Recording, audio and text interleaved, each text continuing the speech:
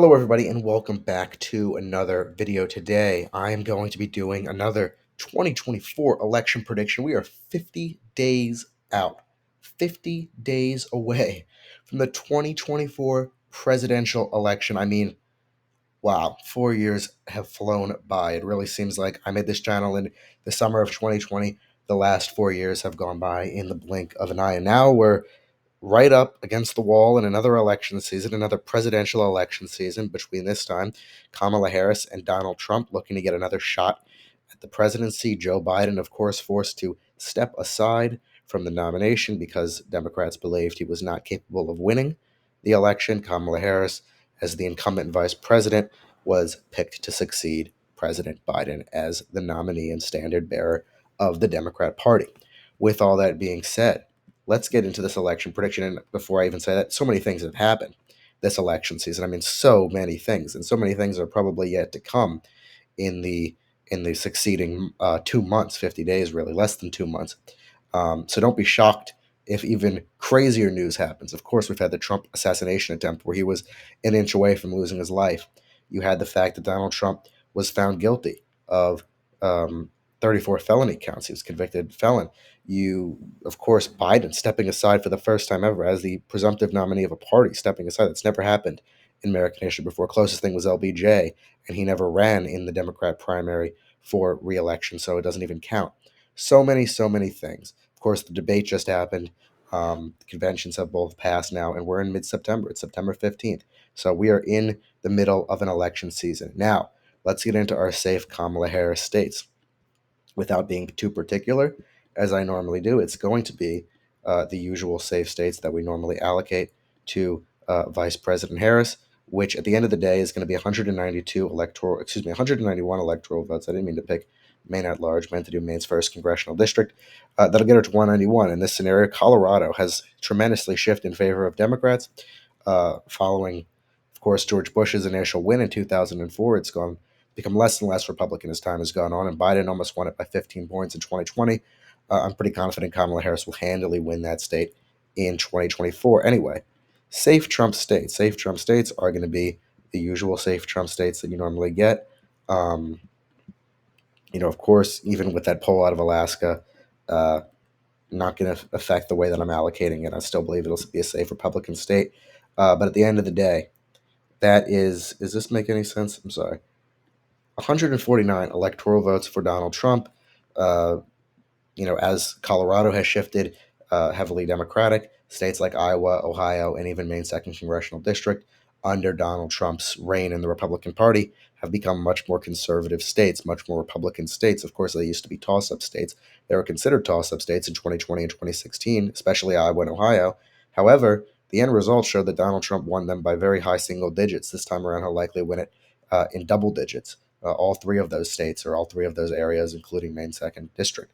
Um, so therefore, he gets 149 electoral votes. However, states like Texas are still, not safe anymore because they have trended more Democratic recently. However, they still are Republican states in general. Likely Democrat states. This will be New Mexico, Minnesota with Tim Walz there, as well as the state of Virginia. Of course, under Biden, it looked like Virginia was going to be more of a lean to toss-up state. Since then, it shifted. Although Glenn Youngkin has been relatively pro-Trump and is doing a pretty good job at developing a Trump ground game in Virginia. Right now, it seems a bit out of reach. The election seems to be a coin flip, and it's going to come down to very few toss-up states, 7 toss-up states specifically across the country.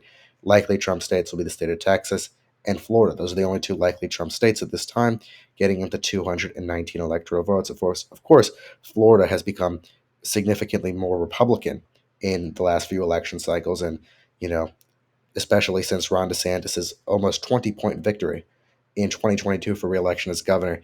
Many pundits on both the left and the right view the state of Florida as much more of a Republican state, and a state that Donald Trump doesn't have to pay too much attention to, or as much attention as he's previously had to. Um, previously in 2016, 2020, Florida was a crucial state, a must-win state. He had to devote a lot of time to there. Nowadays, because Florida and Ohio especially have shifted more Republican, he can focus on these Rust Belt states. These are going to be the core states that win the election. Whoever wins these states wins the election. That's a little preview of what's to come, I guess. Lean Kamala Harris states. Now we get really dicey. You have Maine's 2nd congressional district will be lean in favor of Kamala Harris. You could argue it'd be likely, for the sake of the prediction, it'll be lean regardless. She picks up the district. Additionally, the state of Michigan, in my opinion, will be leaning in favor of Kamala Harris. I'm aware that many polls out of the state of Michigan, recent polls have shown it as a tie or Trump +1. However, I still think that Michigan will be the most left-leaning out of that Rust Belt region. Additionally, with Tim Walz on the ticket, I think that he does appeal to those Michigan voters. Gretchen Whitmer will be out campaigning for Vice President Harris. Um, and, Kamala Harris is not Joe Biden. Of course, she did have that big moment at the debate where she essentially advocated for Israel, came out in support of Israel. You'd think that that would lose support among a lot of Muslim voters in areas like Dearborn and in Michigan and Minnesota. However, I do think that at the end of the day, she will get the turnout that she needs. I think that she has a lot of the Congress women and congressmen that she needs behind her, like Rashida Tlaib and Ilhan Omar. And at the end of the day, they'll come out and vote for her in Michigan, giving her a slight win in the state of Michigan. However, it's going to be the only lean state for Vice President Harris. For Donald Trump, North Carolina will lean in his favor. I know many people have said that North Carolina could go blue this time, that it's a toss up state. Still is a toss up state. However, at the end of the day, it's going to be Republican. I'm pretty confident. Trump won it 2 times. That was North Carolina is one of the few toss up states that he won in 2020, or I guess one of the serious toss up states he won in 2020. He won it nonetheless against President Biden, and even Mitt Romney in 2012 won North Carolina. While North Carolina is a very close state, at the end of the day, there is a slightly higher proportion of Republicans to Democrats, and for that reason, Trump and Republicans in general narrowly win there. Of course, there's a Democrat governor, but that's a statewide race. You look at Maryland, Larry Hogan was governor in Maryland, so I don't really think that that helps dictate that state of North Carolina. Additionally, the state of Georgia will be lean Democrat, although Trump has had some division with Governor Kemp. At the end of the day, I think that he's going to win back the state of Georgia. That'll be the first flip of the night. Georgia going in the Republican colony, narrowly lost it in 2020. This time around, I don't see it happening. With regard to tilt Kamala Harris races, state of Arizona, in my opinion, will tilt in favor of Vice President Harris. The state of Nevada will tilt in favor of Donald Trump. So that gets it to 257 to 252, the final states of the election. I think that Donald Trump will narrowly win the state of Wisconsin.